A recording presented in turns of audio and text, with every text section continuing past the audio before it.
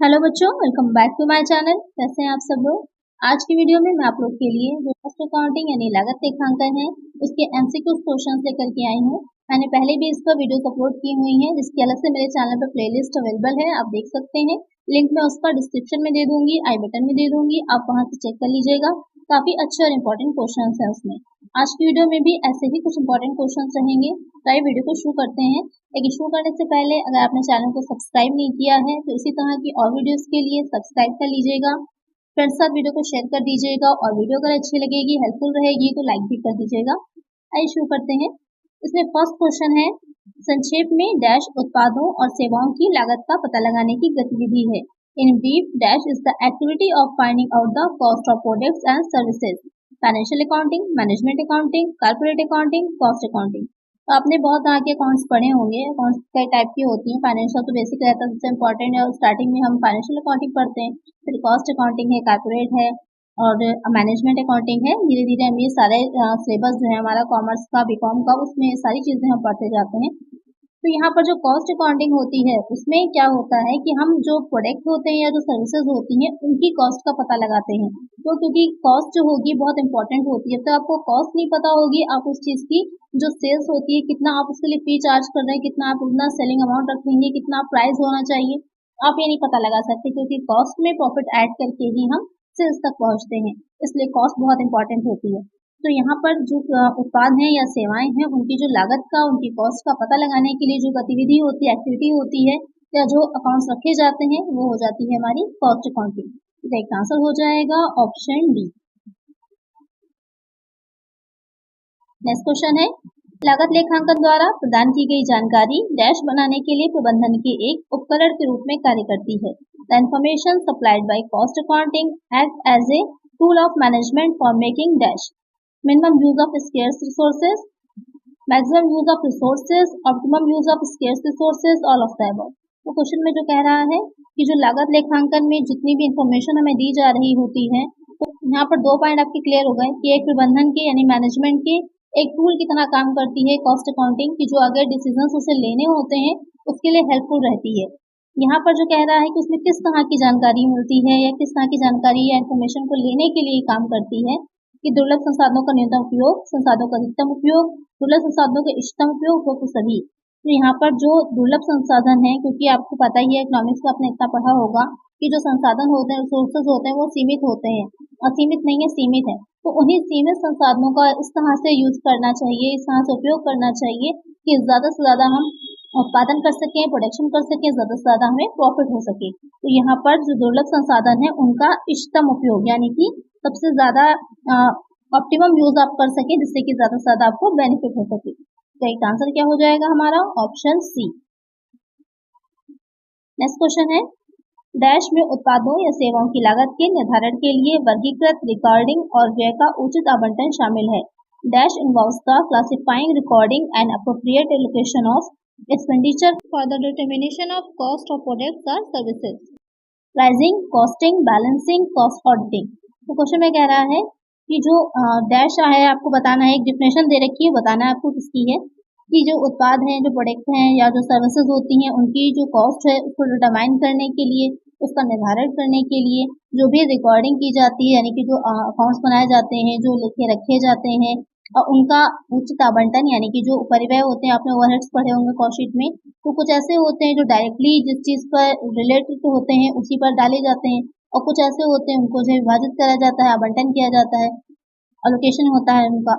तो यहाँ पर वो किसमें शामिल है, किसको बांटा जाता है, तो वो हो जाती है कॉस्टिंग। तो एक आंसर हो जाएगा ऑप्शन बी, यानी कॉस्टिंग में सारी चीजों को हम शामिल करते हैं कि जो उत्पाद हैं या वस्तुएं हैं उनकी लागत कितनी आई है, और उनके निर्धारण करने के लिए जितने भी व्यय हो रहे हैं, एक्सपेंसेस हो रहे हैं, उनको अलग अलग उन पर आवंटित करना। तो एक आंसर हो जाएगा ऑप्शन बी।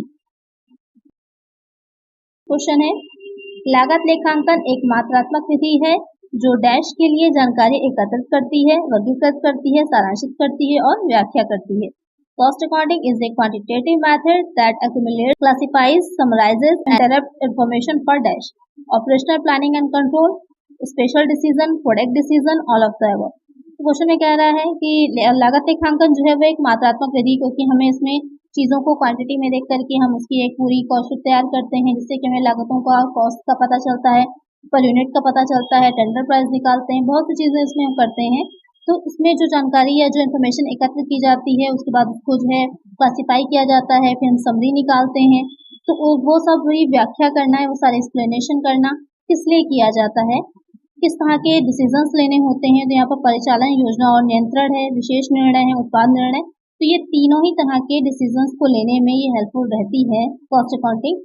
हम प्रोडक्ट से रिलेटेड भी लेते हैं कि कहाँ पर कितना ज़्यादा प्रोडक्ट पर हमारे बहुत ज़्यादा कॉस्ट आ रही है, तो कैसे उसे हम कंट्रोल कर सकें, कहाँ वेरिएंस हो रहा है, जो हमने स्टैंडर्ड डिसाइड किया था उसके अकॉर्डिंग कहाँ पर नहीं हो पा रहा, जिससे कि अपव्यय हो रहा है, बहुत ज़्यादा जो वेस्टेज है वो हो रहा है। अब नॉर्मल वेस्टेज आपने पढ़ा होगा, तो कहाँ पर हो रहा है, कैसे उसको रोका जाए। विशेष निर्णय की कभी किसी चीज़ को हमें ये देखना है कि हमें आगे और ज़्यादा उत्पादन करना है, प्रोडक्शन करना है कि नहीं करना चाहिए, कितनी हमारी क्षमता है उसके मशीनरी की, ये सारी चीज़ें आ जाती हैं।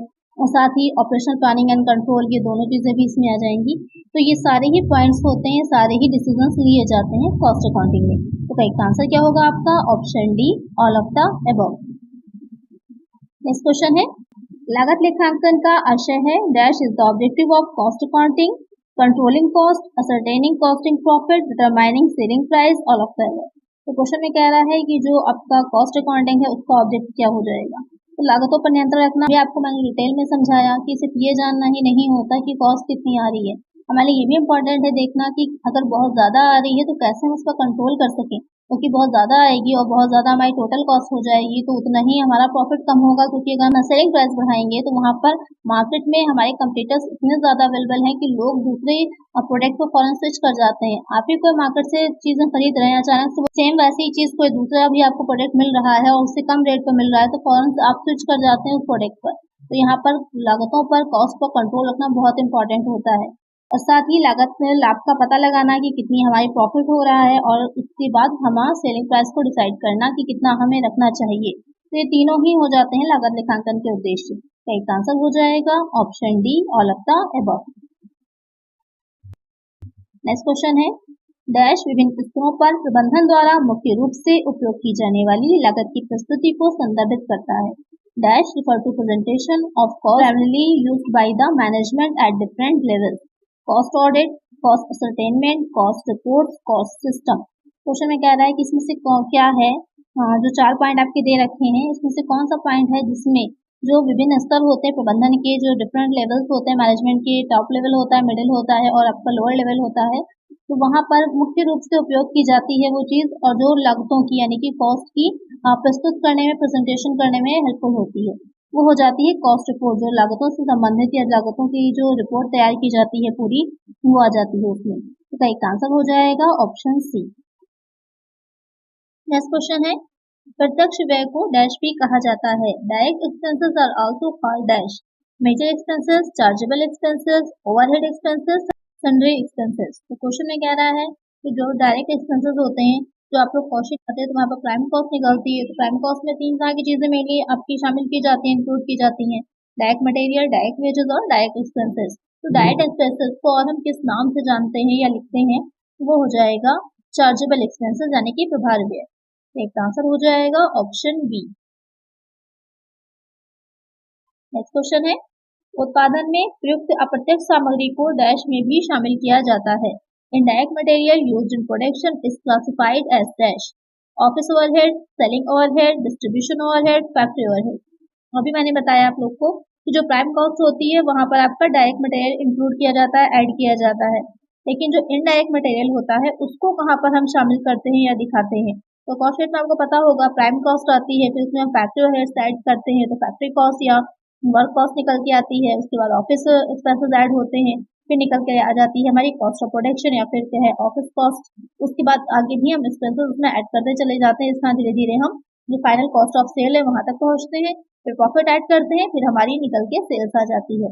तो क्वेश्चन में जो कह रहा है कि जो इनडायरेक्ट मटेरियल होगी उसे हम कहाँ पर शामिल करते हैं या कहाँ पर उसे क्लासिफाइड किस में हेड में किया जाता है, कार्यालय परिव्यय, विक्रय परिव्यय, वितरण परिव्यय या फिर कारखाना परिव्यय। तो उसे शामिल किया जाता है जो फैक्ट्री ओवरहेड होती है।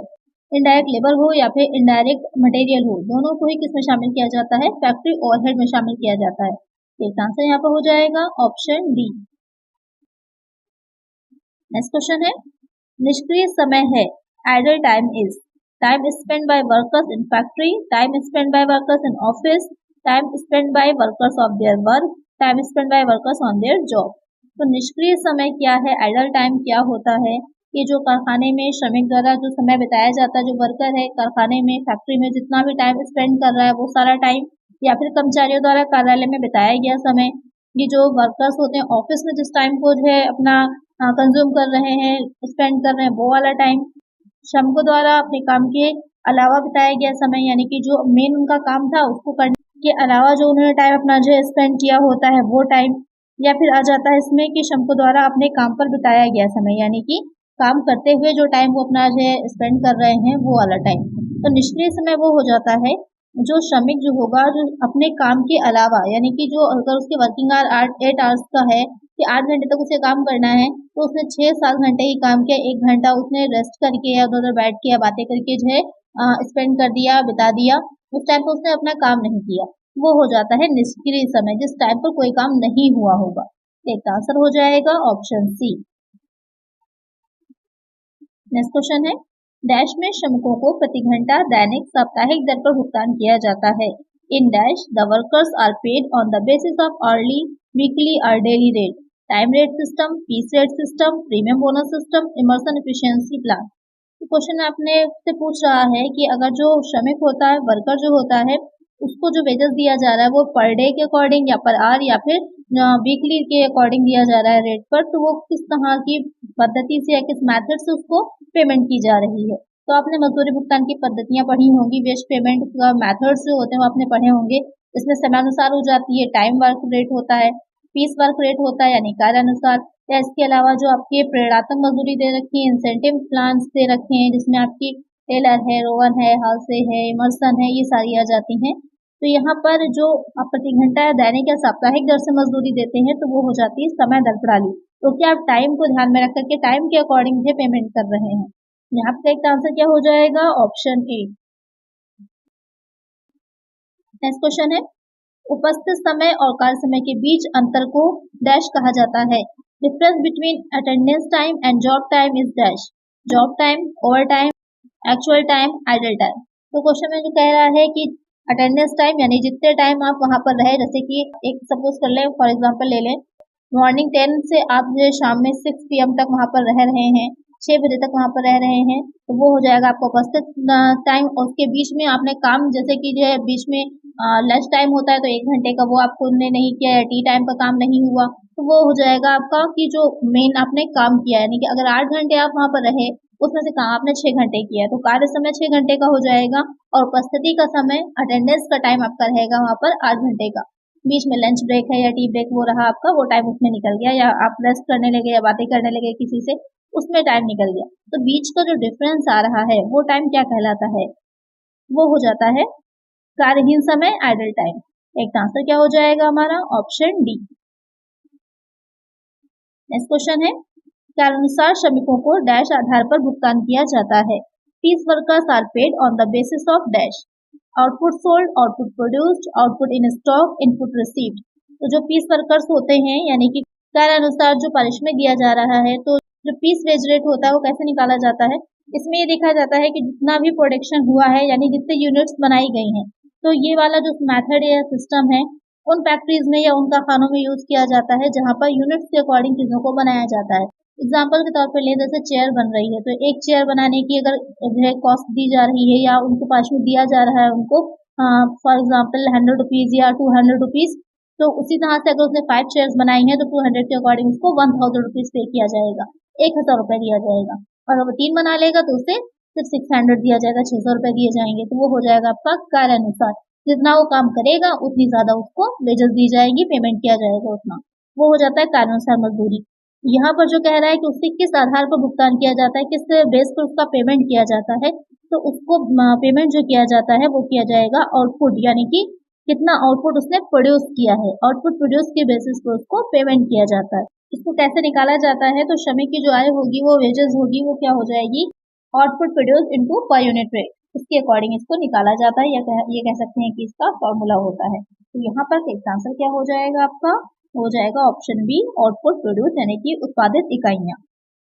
नेक्स्ट क्वेश्चन है, विभेदात्मक के अनुसार मजदूरी का अर्थ है differential piece wages means dash, different wages for different level of performance, different wages for different time consumed, different wages for different level of output, different wages for different type of industries। तो question में कह रहा है जो विभेदात्मक अनुसार मजदूरी होती है, तो आप लोग मुझे कमेंट करके बताइए कि जो डिफरेंशियल वेजेस प्लान होता है या डिफरेंशियल पीस वेजेस होती हैं वो किस ने प्रतिपादित किया था या किसका सिद्धांत है या किसका मेथड है, तो आप लोग मुझे कमेंट करिएगा। अब ये होता क्या है, इसकी मीनिंग क्या होगी कि विभिन्न स्तर के प्रदर्शन के लिए अलग अलग वेजेस दिया जाएगा, यानी कि अलग अलग जो उनकी परफॉर्मेंस होती है, जैसे दो अगर वर्कर हैं तो दोनों की ज़रूरी नहीं है एक जैसी हो, सबकी एफिशिएंसी अलग होती है। आप लोग किसी चीज़ को बहुत जल्दी याद कर लेंगे, हो सकता है एक दो बार पढ़ के आपको याद हो जाए, दूसरा कोई व्यक्ति या स्टूडेंट होगा तो वो चीज़ को 3-4 बार पढ़ के जो है लर्न कर पाएगा। सबकी अपनी अलग अलग कैपेसिटी होती है, उसी तरह से कोई काम करने की भी हर किसी की अपनी एक अलग कैपेसिटी होती है, तो अलग अलग उनका परफॉर्मेंस हो सकता है। अलग अलग समय की खपत के लिए अलग अलग मजदूरी दी जाएगी, जिसने कितना टाइम कंज्यूम किया है, जिसने कम किया उसको अलग दी जाएगी, जिसने ज्यादा टाइम लिया बनाने में उसको अलग मजदूरी दी जाएगी। उत्पादन के विभिन्न स्तर के लिए अलग अलग मजदूरी, कि जिस लेवल का प्रोडक्शन किया जा रहा है उसके अकॉर्डिंग उनको अलग अलग वेजेस दिया जाएगा। या फिर अलग अलग जो इंडस्ट्रीज होती हैं, अलग अलग डिफरेंट टाइप के प्रोडक्ट आ रहे हैं मार्केट में, अलग अलग तरह की चीजें होती हैं, तो उसके लिए अलग अलग वेजेस को डिसाइड किया जाएगा। तो इसमें इसका जो अर्थ होगा या इसका क्या मीनिंग होता है या किस तरह से इसको दिया जाता है, तो वो हो जाता है कि different wages for different level of performance, अलग अलग तरह के उनके परफॉर्मेंस के लिए उनको अलग अलग वेतन दिया जाता है, अलग अलग मजदूरी दी जाती है। ये जो आपका आता है ये भी पूछ सकता है किस तरह का प्लान होता है, तो ये इंसेंटिव वेजेस प्लान होते हैं, फिर ब्याजी योजनाएं जो प्रीमियम योजनाएं हैं उसमें ये आता है, मोटिवेट करने के लिए किया जाता है।